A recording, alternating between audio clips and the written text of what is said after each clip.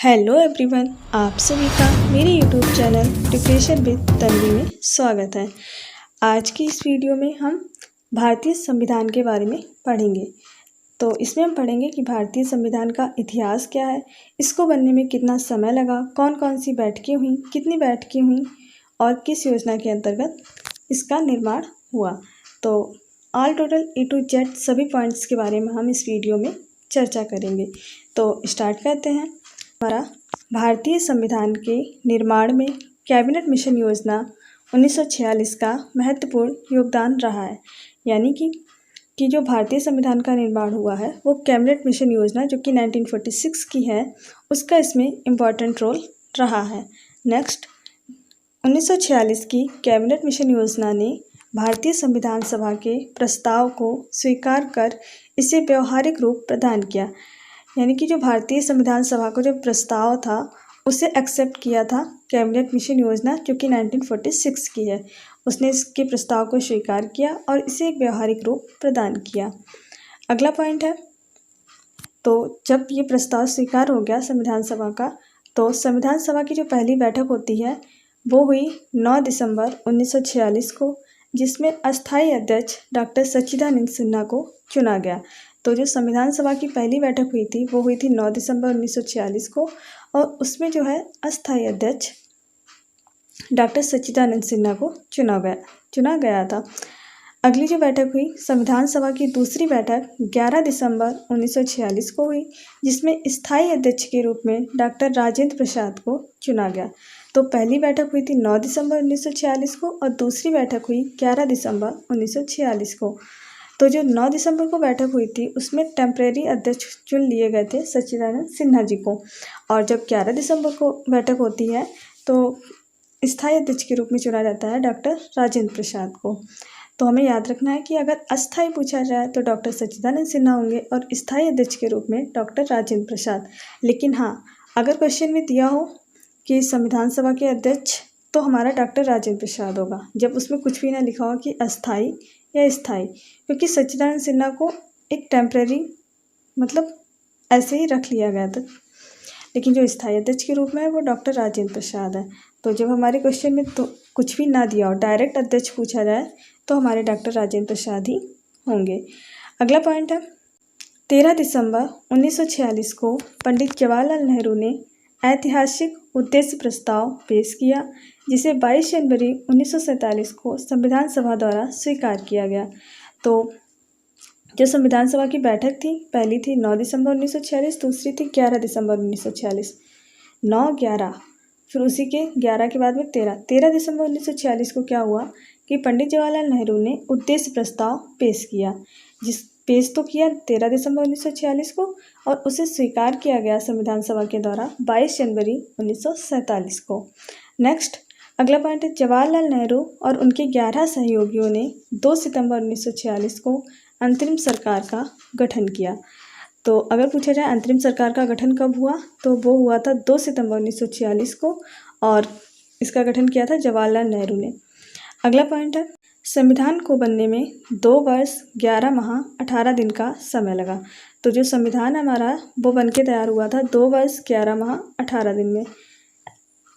Next, 26 नवंबर 1949 को संविधान बनकर तैयार हुआ तथा इसी दिन संविधान को अंगीकार किया गया। तो संविधान को बनने में 2 वर्ष 11 माह 18 दिन का समय लगा और बनकर तैयार हुआ ये 26 नवंबर 1949 को, और जिस दिन बनकर तैयार हुआ उसी दिन संविधान को अंगीकार किया गया। कुछ पार्ट इसके लागू भी हो गए थे, बट पूरी तरीके से लागू हुआ था ये 26 जनवरी 1950 को। तो बनकर तैयार हुआ 26 नवंबर 1949 को, अंगीकार किया गया उसी दिन, और पूरी तरीके से लागू किया गया 26 जनवरी 1950 को। इसीलिए 26 जनवरी को गणतंत्र दिवस मनाया जाता है। अगला पॉइंट है, प्रारूप समिति या जिसे मसौदा समिति भी कहते हैं, ड्राफ्ट कमेटी भी कहते हैं, इसकी स्थापना हुई थी 29 अगस्त 1947 को, जिसके अध्यक्ष थे डॉक्टर भीमराव अंबेडकर जी। यह 7 सदस्यीय समिति है। तो अगर पूछा जाए कि मसौदा समिति जो है उसकी स्थापना जो हुई थी वो 29 अगस्त 1947 को हुई थी। अध्यक्ष इसके थे डॉक्टर भीमराव अंबेडकर जी, और इसमें जो है इस समिति में 7 सदस्य थे।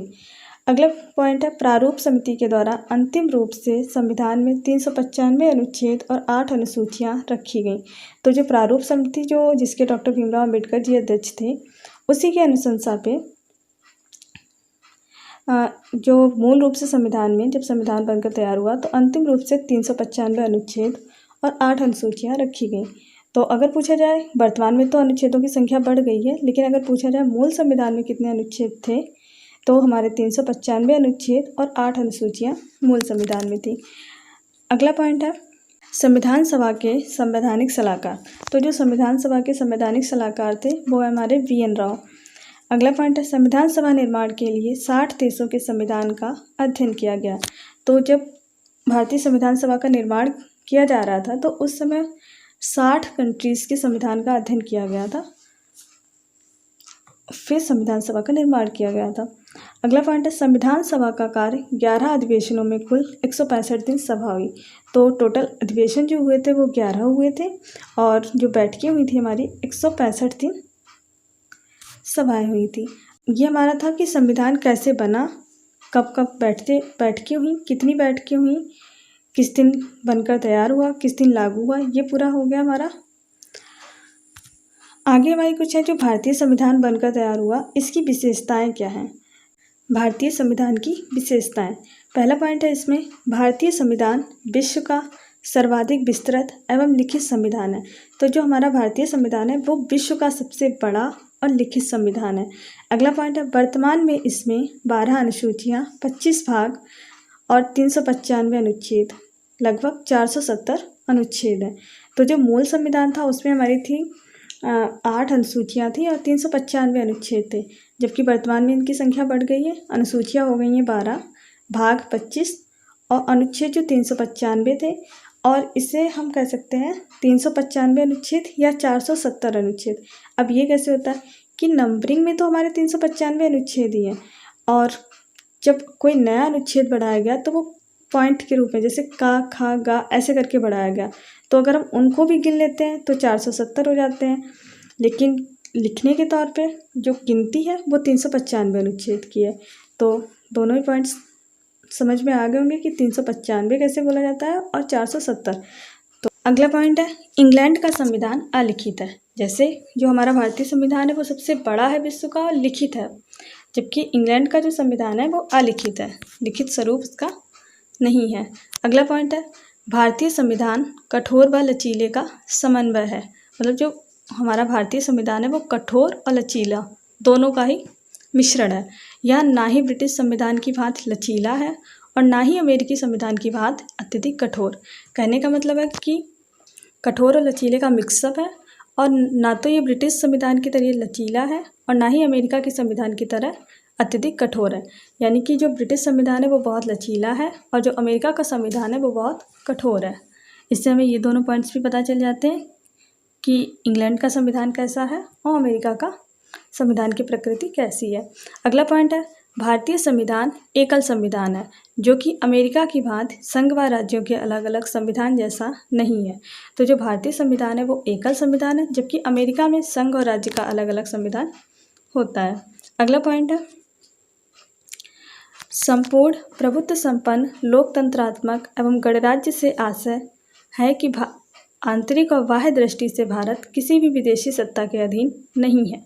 यानी कि जो भारत को बोला जाता है कि भारत एक संपूर्ण प्रभुत्व संपन्न लोकतंत्रात्मक एवं गणराज्य देश है, तो इसका अर्थ होता है कि भारत जो है वो ना तो आंतरिक रूप से और ना ही बाह्य रूप से किसी भी तरीके से विदेशी सत्ता के अधीन नहीं है।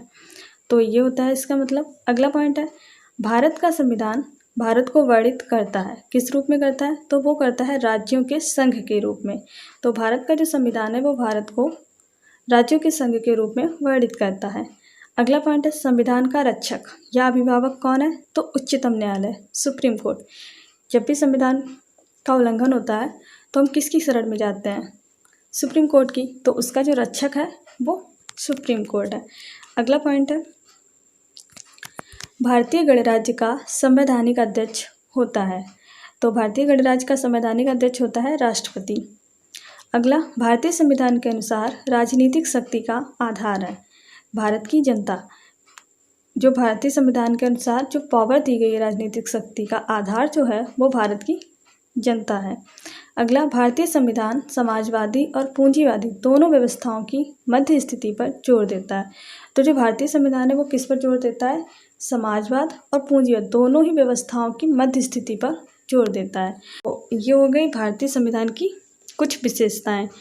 तो इस वीडियो में हमने क्या जाना कि भारतीय संविधान का इतिहास क्या है, किस योजना के अंतर्गत भारतीय संविधान का किस तरीके से निर्माण हुआ, कौन कौन सी बैठकें हुई, कब बनकर तैयार हुआ, कितना टाइम लगा, क्या उसकी विशेषताएं हैं, ये सारा कुछ हमने इस वीडियो में जाना। अब नेक्स्ट वीडियो में हम जानेंगे कि भारतीय संविधान के स्रोत क्या है, मतलब किस देश से कौन सी चीज़ ली गई है और कितने उसके अनुच्छेद हैं, भाग हैं, ये हम नेक्स्ट वीडियो में जानेंगे। तो आज की वीडियो में इतना ही, मिलते हैं नेक्स्ट वीडियो में।